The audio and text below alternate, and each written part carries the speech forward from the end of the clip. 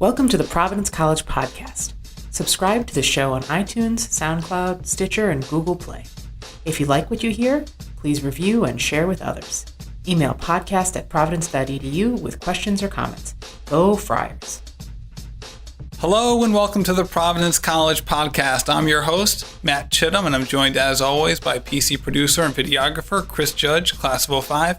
Here at the Providence College podcast, it's our job to bring you interesting stories from people inside the Friar family. And today we are fortunate to have Abigail Brooks here with us. Abigail, thank you for joining us. Thank you so much. I'm thrilled to be here. And Abigail is an assistant professor in sociology, as well as the director of the Women's Studies Department here at PC. And more recently, the author of The Ways Women Age, Using and Refusing Cosmetic Intervention. I enjoyed reading this book. First of all, thank you for writing it. I guess the first thing is, what made you want to write this book? That's a great question. I'm glad you enjoyed it, even as a 36-year-old male. Can I out that? Sorry. No, that's fine. I got to be honest with you. I did read it actually here on campus, but when I was carrying it around, I turned it title in. Because I know people like, why is this guy reading a book with that title? But with that said, I did enjoy reading, and I found the topic fascinating. No, that's great. No, absolutely. And I'm really, really hoping actually that not only women read it, but also men. But realistically, my audience outside of academia is certainly women, kind of middle-aged and older women that I hope will be interested in reading it as well. But yeah, my interest in the topic actually was a confluence of a few things that inspired me to delve into this arena. One of them was just having been a very long-term viewer of soap operas, like since childhood, and actually just witnessing particularly women who were now, mothers and grandmothers, whereas in my childhood they had been like teenagers, and just seeing that their faces didn't change or age at all over time. And I was just kind of disconcerted by that. Thought that was kind of odd. And then at the same time, I was watching like my own mother or my mother's generation, and then my grandmother's age in very different ways from what I was seeing in terms of representation of women aging in the media. And so I thought my grandmothers were beautiful with their white hair and their wrinkles, and I really looked up to them. But then I was looking at representations of women their age in the media, not just soap operas, but reality television, mainstream television, increasingly cable television, and also movies, of course. And just seeing that the women who were in their 70s, 80s, even 50s, 60s, et cetera, in the media looked so much younger, and simply didn't have marks or signs of aesthetic aging or changes in their appearance that were evident the way women in my everyday life had.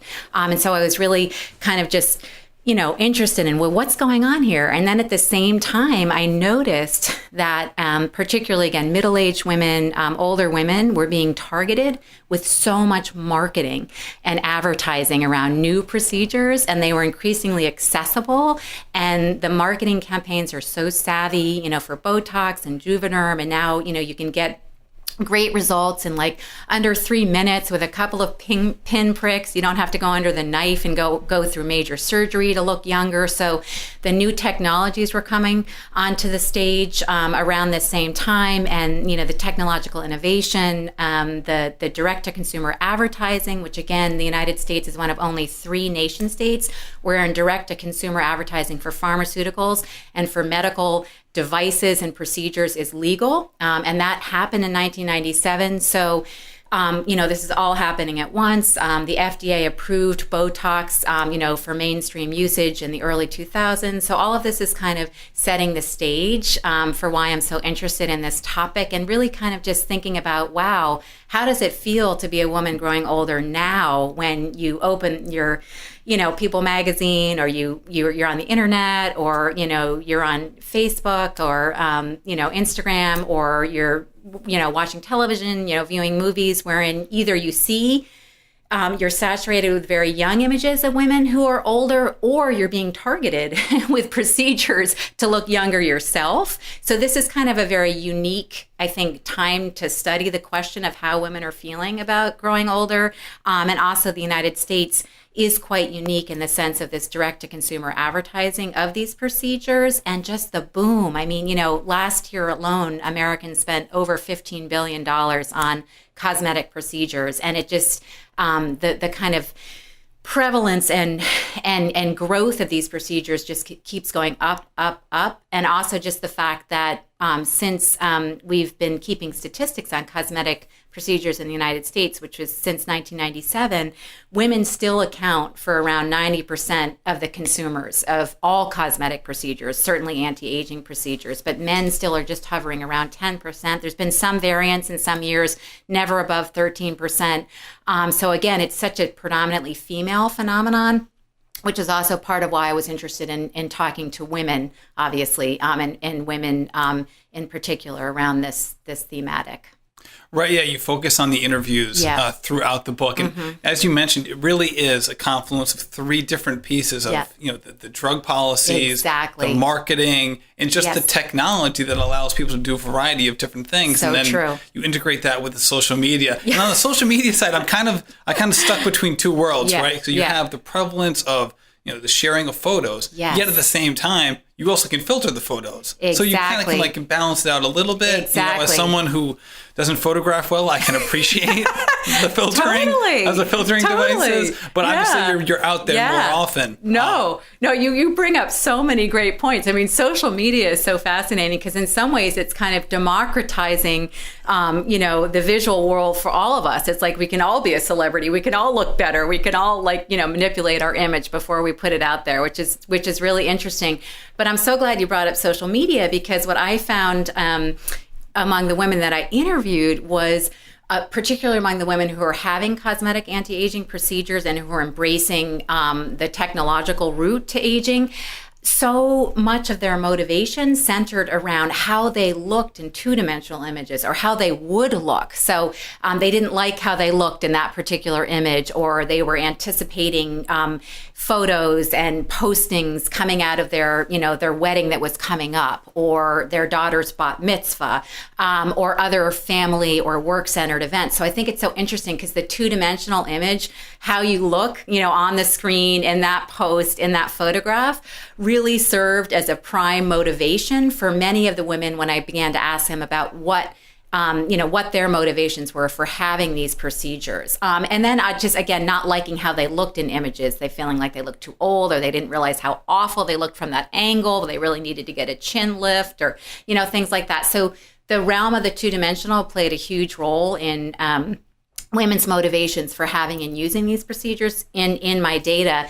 But also just, I think, kind of from your generation and bringing it down to like the college students that I work with here on the PC campus and that I teach. I mean, so much of their daily lives are mediated in this two-dimensional realm, or their identity construction, really, right? So much of it is about how they look in two-dimensional images and constructing an identity through the two-dimensional realm. So it's I think that, a lot of scholars on cosmetic surgery say we wouldn't be having this boom in the cosmetic surgery industry without the rise of social media, without the realm of two-dimensional, without the photograph. So I think that's very interesting as well. And even students tell me that, sometimes they take pictures of themselves or post images on Instagram, Snapchat, Facebook, what have you, all dressed up kind of almost like before they go out for the evening in their uncomfortable outfits, and they make sure to document it visually, get it out there, right?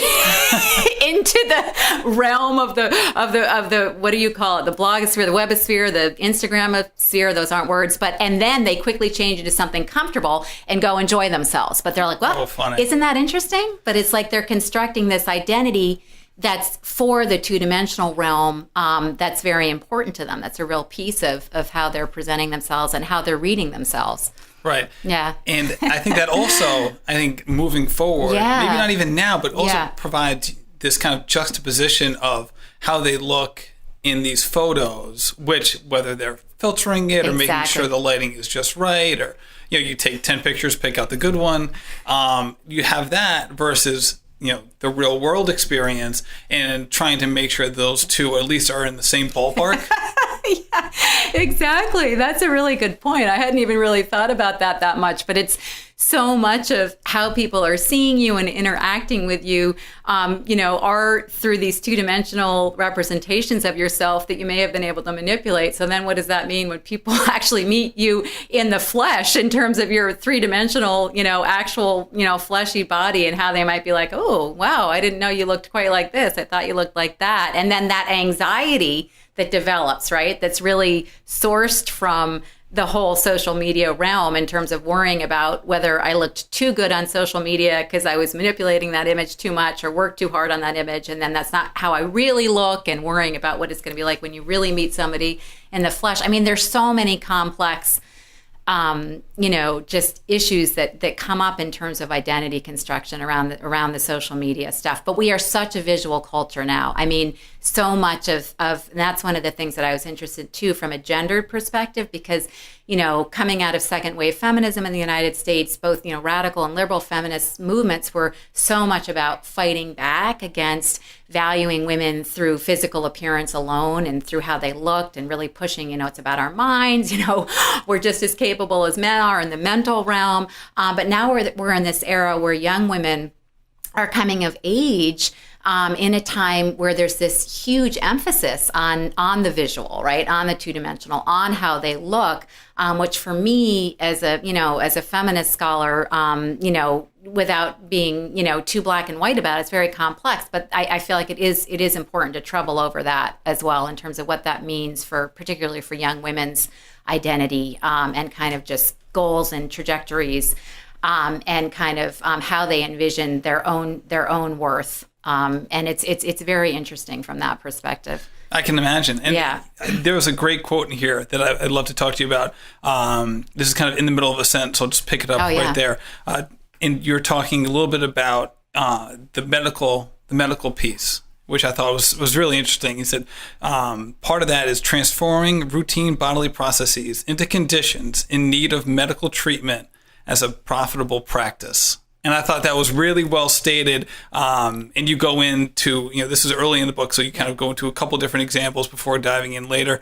I just thought it was a wonderful way, a wonderful piece that you brought up. And I'd love to hear more about just examples in that regard. Yeah, I'm so glad you brought up this this concept, because it's not just happening in the realm of cosmetics and the cosmetic surgery injectables industry. It's really a phenomena that we see in many arenas in terms of pharmaceutical advertising and marketing in the United States today, wherein what once was perceived, or quite recently perceived, as a normal, natural bodily phenomena is reframed as a symptom or an illness or a disorder in need of treatment. And what's happening in our current era in the context of the commercialization of medicine is that for us as consumers, so much of how we're learning about our bodies and the health and the illness of our bodies is coming from marketing and advertising and from private industry. And private industry has a lot of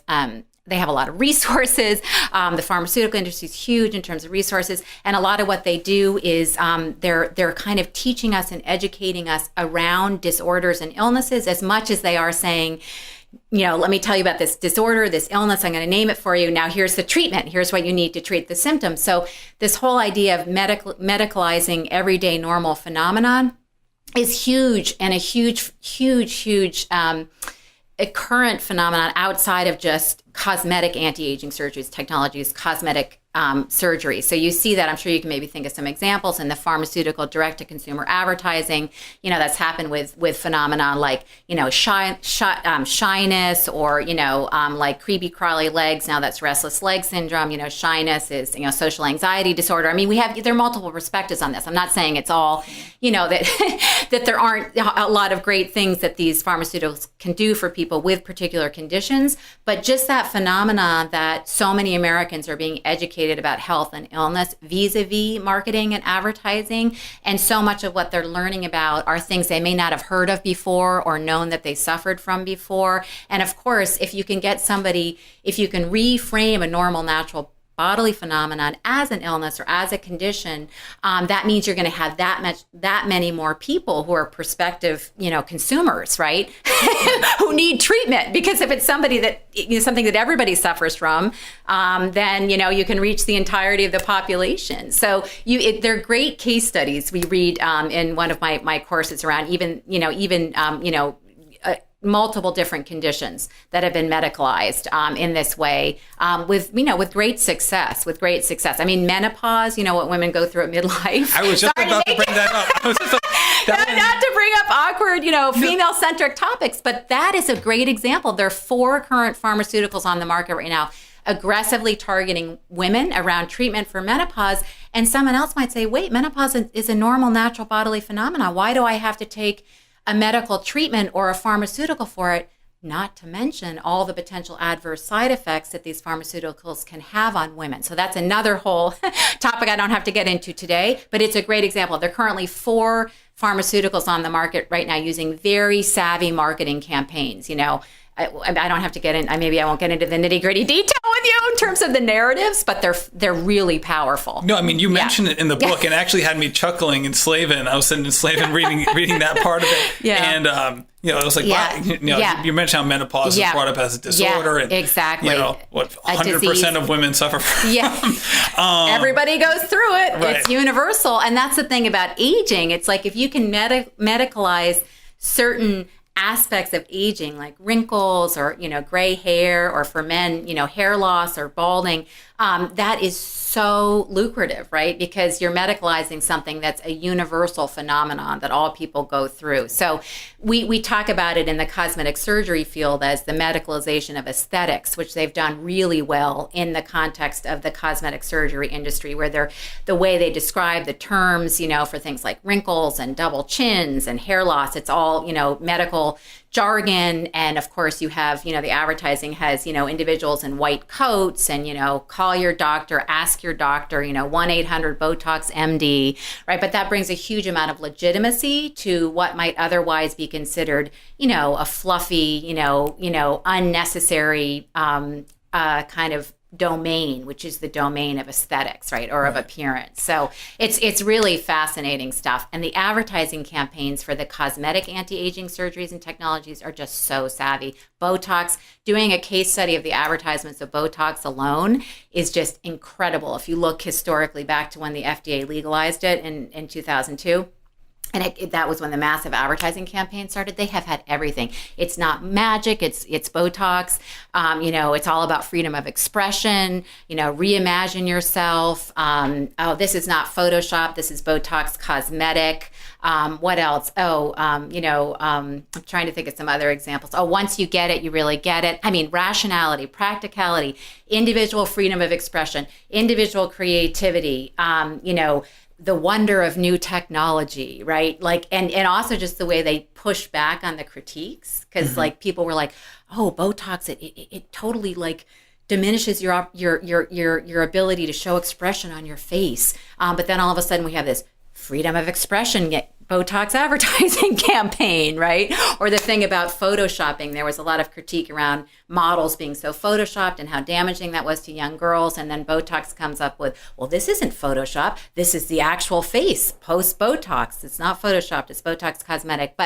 And then the touchstone values and ideologies in American culture, like, again, individualism, freedom of expression, creativity, proactivity, taking action, doing something about the problem, right? Just do it. That's a big narrative too. So I think all of that is really, really fascinating. But the underlying legitimacy comes from the medicalization of the aesthetic processes in the first place, which you're right on. That's huge. Yeah. I loved how you talked about the marketing in there, because it's very obvious very quickly in the book that you have a lot of, I don't know if respect is the right word, but it feels like you have a lot of respect for the marketers who are doing this in the sense of they're obviously very good at it. They're so good at it. So it's not just like a demonization of them. And obviously, there's a critical piece to your book about that. Yeah. But it is funny how you're like approach it and like look how good these people are. And I They're almost so good. in the note to my so good. in notes to my book, I actually wrote down, it was like, marketing is kind of like fire. It can be good for like good or bad. Yeah, no, way. it is so true. And it can be so helpful to women. I mean, again, like when coming back to my interview subjects, being able to do something and fight back against what can feel like something you have no control over. You know, your face is changing. You're starting to feel alienated from how you look. These wrinkles are just appearing. It can be so empowering and so self-esteem building and confidence building. But you're so right about the marketing campaigns. They do their due diligence and they do their research. And even in the new wave of menopause treatments and pharmaceutical advertising, these 4 new drugs, they really are picking up on amazing themes, you know, woman to woman sharing, you know, this idea of female knowledge, you know, sharing among mothers and daughters and female friends. I mean, they're doing all kinds of stuff that really resonates with, you know, with women of that age and with women everywhere. So that I think is really interesting too. They're picking up on this like idea of like, you know, yes, this is a pharmaceutical advertisement, but the imagery is all about woman to woman, you know, bonding and sharing. And that's incredibly effective. So I have the utmost. I mean, they are brilliant. Yes. And then, you know, the difference between talking about frown lines as opposed to smile lines. Exactly. Right. Yep. Just spinning it that way. Oh, absolutely. Huge. And just, yeah, the Botox advertising campaigns and just, it's really impressive, the different narratives and images that they've picked up on coming from actually liberal feminism, but also, like I said, more individualist kind of universal quintessential American ideologies, and also like reverence for technology, you know, magic, scientific progress. They've used that frame. It's really brilliant stuff. One aspect of the book that I thought was interesting, and just not only in reading it, but also in my own life, is you know, as a woman who's getting older, Yeah. you know, as a, you know, putting in my own perspective. Look, it's something everybody can relate to at all ages. Right. You know, is the idea of kind of in some ways the contradictory piece of wanting to kind of be, and as you put it, as the title of one of your chapters, kind of looking like me again, Yes. or even from a physical perspective, Exactly. feeling like me again.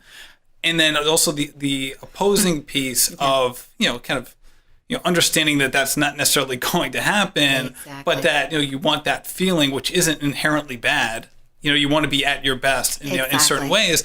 And, you know, that in some ways that can be contradictory if you want to, you know, kind of be true to yourself in the same light. you're so good. You got to go into sociology.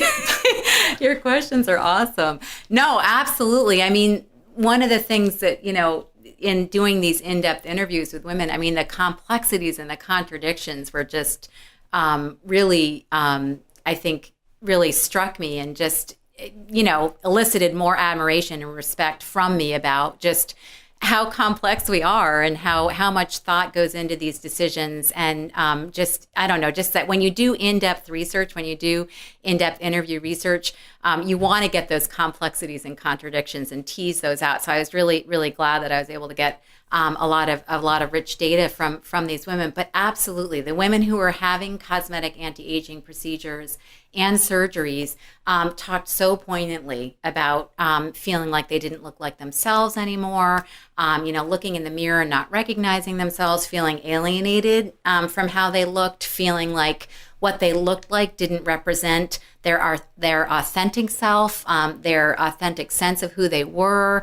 And that was really profound. And, you know, and what was interesting too is that, you know, that was part of what motivated them to have some of these procedures, and then being able to hear how they felt after the procedures. And really it did help. It did work. I mean, after getting, you know, an eye lift or a chin lift or a mini facelift or a full facelift, they really felt like they looked more like themselves, and more like their authentic selves. So, you know, you can't, you know, that's very hard to, I mean, you have to take that seriously, you know, that these were very, you know, these were these women's experiences. And I think they're really profound and thought-provoking. I mean, but then the complexities emerge, because then, you know, as I talked on with them, they also sometimes said, but, you know, I don't look quite how I looked, you know, 10 years ago. I look a little bit different, and maybe I look too different from how I wanted to look. And, there are all these complexities and ambivalences that come out. Sometimes people felt that too much surgery was done, or that that the injectables were a little bit too pronounced in their faces. And sometimes they felt like they wished that a little bit more had been done. So, I mean, there were a lot of ambivalences that came out as well. But the general feeling that they felt that their faces became more familiar to them after having the procedures done was really interesting and really, provocative. Now, after doing all of these interviews and not necessarily just for the book, but in other work and papers you've done, and things like that, and then just your own personal experiences. Yeah. I would love to hear how people approach this in a way where they kind of measure how much of this is either direct or indirect pressure from the outside versus, and I'm speaking for myself here, I might pick apart my own appearance with a fine-tooth comb that other people may not see. I think most people feel that way, right? Yes. That we can all point to our faults, and an outsider may say, like, I don't see that at all. Like, I'm not really sure where you're coming from here. So how do you, I think there's probably not a perfect way of doing it, but how do you weigh those? That is such a great question. I'm so appreciative of that. I would just come back to our earlier points just really broadly first and just say that one of the things that I am troubled by, it's obvious, but it's just, the fact that we're so in this two-dimensional realm for so much more of our daily lives, I think just makes people much more conscious of how they look and aware of it and anxious about it and kind of monitoring it. So that's one thing that just to come back to our earlier points. But yeah, the point you raise is so great. And so many of the women I interviewed, particularly the women who were having the procedures done, would say to me, I mean, they actually use this terminology. They would say, I feel like it's a chicken and egg thing. Like, I don't know whether I would feel so badly about my wrinkles and my gray hairs if I wasn't seeing so many youth-saturated images in the media and in my daily life, and if I wasn't exposed to so much advertising and marketing around what I could do to fix my wrinkles and to fix my gray hair. And maybe I would feel like I could read my changes as being attractive and just being part of a natural process if I wasn't being so bombarded with all of these options to do something about it. And if our culture was a little more amenable to having women of all ages be represented and not just so exclusively focused on to be attractive is to be young looking and to be visible is to be young looking. But your question is also great from an interviewer perspective for me, because I wanted to get at all those layers. So I wanted to get them to talk to me just about themselves as individuals and how they felt about their bodily changes, like looking in the mirror, like I think one woman, you may not have read this part, but one respondent, Claire, who has cosmetic anti-aging interventions, talks about the relationship between me and my mirror, And so I wanted women to talk about, just think about when you're alone and you're aware of your image in some way, or you're aware of how you look. And so I wanted them to really do like individual identity reflection and self-body reflection. But then I also wanted them to talk about how they felt in public spaces, how they felt in the workforce, how they felt out in the street, how they felt, in shops and restaurants, cafes. So I wanted to so I kind of wanted to do individual, cultural, cultural atmosphere. And then also I wanted them to talk to me about their relationships, their personal relationships, their significant others, if they had children, their female friends, their doctors. So I really wanted to get at kind of social networks, cultural influences, which include the media and being out in public spaces. And then I did really want to try and get into the individual level. But you're right, all those things are interacting with each other and always informing our sense of self and how we feel about how we look. So they're all interacting together, but I did kind of try and tease them out a little bit, even if artificially, just to help with kind of analyzing how, the individual, the social and the cultural kind of are all confluences and all informing one individual woman's sense of who she is and how she looks and how she feels about herself. Right, and I think that you also have, from a social and relationship side, you have two kind of different ends of the spectrum where you have someone who wants to be, an attractive or sexual being for either, their partner or a potential partner, and the other side being socially acceptable within their kind of their social circle. Yes. Right. And exactly. to that point, I think, it was actually just like, as a young father of two, I never go out. So, my weekends are spent with my wife and, with Netflix. And we were watching the Amy Schumer special that came out. Oh, great. And it was so funny because she was talking about how, like, woman going to the salon and getting this done and that done. And comes home and the husband's like, doesn't notice it at all, but like all of her friends notice. So it's like, it was almost done for the friends, so to speak. Such a great point. That was one of the really interesting findings, actually, for me in the work was, for the women who were having and using these procedures, so much of how they talked about what they were doing was centered around their female friends. I mean, in many cases, it was a female friend who the woman first talked to about that she was considering it, like Lisa or Wendy didn't feel as comfortable talking to their significant other first. In this case, they were both male, their husbands. Instead, they asked female friends, well, I'm thinking about getting this, do you think I should? And in fact, in these cases, the female friend would say, absolutely, go for it. You need some work done, girl. And I'll support you every step of the way. But yeah, female friends were hugely featured very prominently in women's narratives around how they felt about how they looked, getting support for getting the procedures done, getting recommendations of good doctors. And there was a lot of comradeship and solidarity and support, but there was also competition. A lot of the women who were having the procedures done, like you're saying, that they talked more about other women, not necessarily just friends, but moms at their kids' schools and women on the street. And they would say, I really compare myself. How do I look compared to that woman? Am I aging as well as she's aging? So there was a lot of actually hugely featured stories and anecdotes about other women and how they featured in both in terms of supporting women and making the decision to have procedures, but then also just in terms of, kind of like a measuring stick, like how well am I aging? Do I look older than that woman? Do I look younger than that woman? And that was just so interesting because it was almost like the men were kind of irrelevant. I mean, actually, some of the women I interviewed didn't even tell their husbands that they were having these procedures done. And I'd be interviewing the woman upstairs and, in her living room, for example, one woman who was getting Botox and she's like, yeah, just don't talk, by the way, my husband has no idea I'm getting this stuff done. And so again, it's sort of like, well, where are the motivations coming from, right? So I think then we have to think about the culture at large and how that's playing a really prominent role outside of just an individual relationship with your husband. Some husbands were terrified about their wives going under the knife. I mean, Amy's husband really didn't want her to do it. He was so worried. He's like, I love you the way you are. You look lovely. You don't need to get this procedure done. And Amy really used a feminist narrative to explain why she was doing it in our interview. She's like, this was about me. This is what I want. It's not about you. I am treating myself to this procedure. It is not your decision. It's my body. So there was a lot of feminist narratives, or I thought feminist rationale for why women were saying yes to the procedures, even over and above the protests of their husbands. But I will say about women who are choosing to grow older naturally, female friendship was very important to them in the context of supporting them through that process and saying, your gray hair is lovely, you look great, wrinkles are fine, don't worry, and really trying to create a counter narrative that was about appreciating wrinkles and gray hair as attractive and also as reflective of lived experience over time and how that could be framed positively in that way. So female friendship played a huge role among all my respondents across their approaches and it to seems aging. Right. And it seems like aging naturally is kind of a term of art that can evolve as well. I mean, you think about, what does that mean? That like, all right, so I was telling you before we started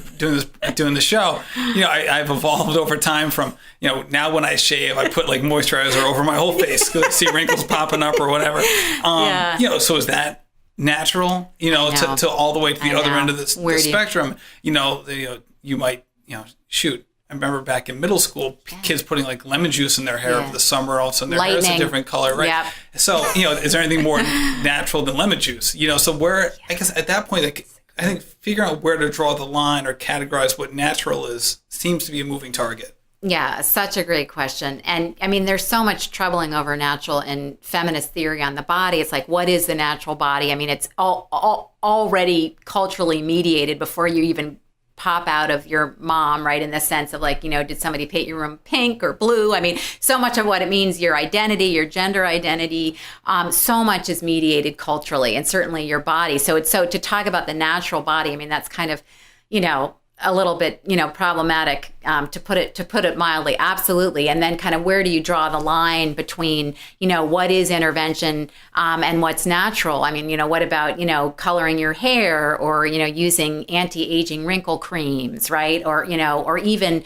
working on your body, right? To keep it, muscular and to fight off, other aspects of bodily aging. So absolutely, it's, such a great question. I mean, I use that language partly because my respondents did. I mean, it just seemed to be really important to them to use that language. And I think a lot of it came from this idea of not feeling like they should have to treat or medicalize or stigmatize what was happening to their bodies, sort of that, just trying to really put out the point that this is a natural biological process. Why should I have to pathologize it? Why should I have to read it as there's something wrong with me, or I, feel badly about myself, or I feel guilty about it? So I think that was part of why they used that natural aging language. But absolutely, where do we draw the line? I mean, I can't even really, I struggle with this myself, but I just kind of, my gut reaction is that there is a line between women who use injectables and who go under the knife and who use other, skin, tightening and lasering technologies, and women who just use the moisturizer, or who maybe even color their hair and go for walks and work on their bodies. I don't know. There's some line once you start going the injectable route, and the surgery route. Something about just, having needles put into your skin, having the scalpels be cutting into your flesh. I draw the line there, but you're right. I mean, it is a spectrum, and women that I interviewed who are growing older naturally, some of them did talk about, using olive oil on their face and lemon oil, now that you mention it, for the face, or lemon water. And things like that. And some of them did use moisturizer, and some, sun, with, also sunscreen, which is important for health reasons, in terms of prevention of skin cancers, as well as for preventing wrinkles. So it's a great question. I don't have an easy answer for it. Right. And really presenting my sample as a spectrum, I think, is more helpful. It's sort of like, here are these women, they have all these different approaches to aging, and let's just talk about what they are and begin to understand them and have a conversation around it. But the other thing to point out is that the injectables and the surgery really do make a concerted difference in terms of observation. So if you have the injectables or the surgeries, you're going to look significantly younger, right? And so I think that's another way to kind of maybe parse out those procedures versus just the anti-aging wrinkle cream. And things like that. Right, and it points to how complex and interesting this topic is. Exactly, it does, yeah. And then one thing we haven't mentioned in this is in terms of the proliferation of these interventions and things like that, is just the how far technology has come. And you referenced the Botox bars and things like that. So part of it isn't just societal or personal feelings of trying to get back to a certain age or feeling or look. Part of that, too, is that the dissemination of some of these procedures are cheaper, they're more available. So on some level, that growth seems to me, at least, I'd love to hear your perspective on it, is that it's kind of inevitable in a way just because it's so much easier to get. Yeah, hugely important point. I mean, the technological innovation, I mean, it's been a huge, it's one of those kind of contextual backdrop factors that's really driving the prevalence and the rise of cosmetic procedures, in the United States and around the globe. I mean, the fact that you can get these incredibly user-friendly procedures done, I mean, with a few pinpricks. And now, I mean, they're coming up with all kinds of things. There are all these new technologies. It's called the slow aging movement, or sometimes slow anti-aging procedure movement. But it's this idea of now you can go in and have all kinds of other technologies at your disposal, whether it's microdermabrasion or dermaplaning or all these light therapy, laser therapy. So it is becoming more and more and more accessible, and maybe, and also just the needle may soon, right, not be needed either. So no, it's a great point. And I think that technological innovation does bring up the question of inevitability, because as it becomes, the risk factors go down, the affordability becomes something that is growing in the sense of it's cheaper and cheaper. And then just, the lack of pain, the lack of side effects. I mean, it is the accessibility, affordability, the user-friendly, all of that is very important in terms of the growth and the inevitability. But I would say, just to add, that for me, I trouble over that too, from the perspective of what does that mean for a woman who wants to say no, or who feels like she shouldn't have to do all this to her face to look younger. And it becomes harder and harder and harder to say no and to be read as rational for saying no, right? When they're so accessible, you're not going to have to go under the knife. Like, they're a little bit more affordable now. Like, how dare you say no, right? So from a feminist perspective, I worry about that kind of concurrent trend, like growing accessibility. Does that mean that women who are trying to grow older without these procedures are going to be more pathologized? And quality. If the quality improves and the safety improves, it makes it harder. How do you say no? Right. Yeah. That's a good point. I mean, I guess I don't have to rationalize my budget for not getting a Ferrari because I just can't afford it. So Exactly. And it's not to say that this stuff is cheap. I mean, it can be like, $300 for a session of Botox. It can be $500. Depends on where you are, what state, what city. But if you think about how that compares to like, a $5,000 or $10,000, for a facelift, depending on where you are, it can be even more than that. It's certainly something you could maybe treat yourself to, once every 6 months or once a year. And more and more individuals are doing these procedures on payment plans. We see there's a growing diversity in terms of socioeconomic backgrounds, and just, many of the women I interviewed actually, it wasn't necessarily that easy for them to make these payments and to afford these procedures, but they're still doing it. But yeah, definitely the more accessible, affordable, user-friendly, just means that this phenomena is going to keep exploding. Yeah. Well, I have one more question for you, but before I get there, I do want to say thank you so much for your time, and you've been a wonderful guest. Oh, I've really enjoyed it. These have been fantastic questions. Well, got to bring you into my sociology class. Well, hopefully the last one is as fascinating. Okay. So I'd love to hear you talk a little bit about these discussions that you have with your students on this topic, since especially when it comes to aging, obviously they can't relate from a personal perspective. Right. So how do they approach this topic, and what's your experience been when they're discussing it? Yeah, that's such a great question. I mean, I will just say that I teach Intro to Women's Studies, and I teach courses on gender and popular culture. And then my current elective course is called Gender, Health, and Technology. So that's wherein we actually do delve in to a lot of material, which dovetails with what I'm exploring in my book. But yeah, I mean, actually, it's really interesting. I find that students are really fascinated and interested in talking about this concept of aging, being medicalized and framed as a symptom and something that is in need of treatment or being fought against. I mean, I think that that's something that actually everybody can relate to, of all ages, and just kind of troubling over that. I mean, I think so many people, students in, my students' college age, I think for them, they just take for granted that, of course, everybody would want to fight aging. It's such an awful thing, right? Because that's the narrative they're getting. So I think kind of troubling over, like, isn't it okay if somebody grows older into their 90s and slows down a little bit, and maybe, doesn't feel like they have to fight it all the time. So I think just this idea of, like you brought up earlier, like medicalizing a normal, natural bodily process that maybe doesn't have to be medicalized to that extent. I feel like students resonate with that. And also just ageism. They see a lot of ageism intersecting with sexism. So they enjoy talking about that. Like, you have infinite examples in Hollywood with much older men and younger women, both on and off screen, actors as well as the parts they're playing. But in my class, we don't just talk about aging. Really, the larger thematic is talking about the body and self-body relationships and how that's changing and how it has changed and what it's like, in 2017 in the context of things like social media, in the context of things like new and increasingly innovative body modifying technologies. So we talk a lot about not just women, but men, and, new trends wherein increasing numbers of young men, especially actually, are growing more and more and more body aware and body conscious, engaging in all kinds of, protein supplement behaviors, working on their bodies in much higher numbers than they did even the generation before. When we look at high school age men right now, or young men, I should say, teenagers.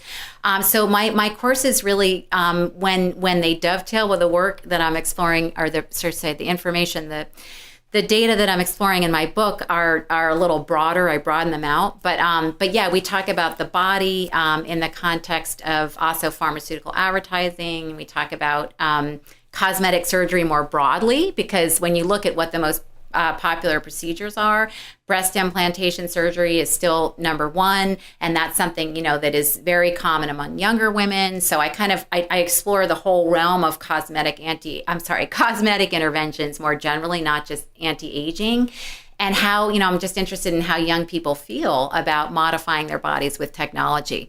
And that's a big theme that we explore as well. So it's not just about the aging and the anti-aging stuff. It's sort of more generally about the body, about technology, about health and illness, commercialized medicine, those kinds of thematics. That's wonderful. So if someone's interested, where can they pick up your book? Well, it's available on Amazon, of course. I got mine at the Campus Bookstore. Campus Bookstore, NYU Press. I should plug them. They're my press. You can get it online through NYU Press. You can also get it at local bookstores like Books on the Square in Providence, and the Boston area bookstores, Porter Square Books in Cambridge, Brookline Booksmith and Brookline. So local area bookstores. But yeah, Amazon and NYU Press, you can order it online. It's affordable. There you go. It's like 20-something bucks. So yeah, thank you. Thank you very much.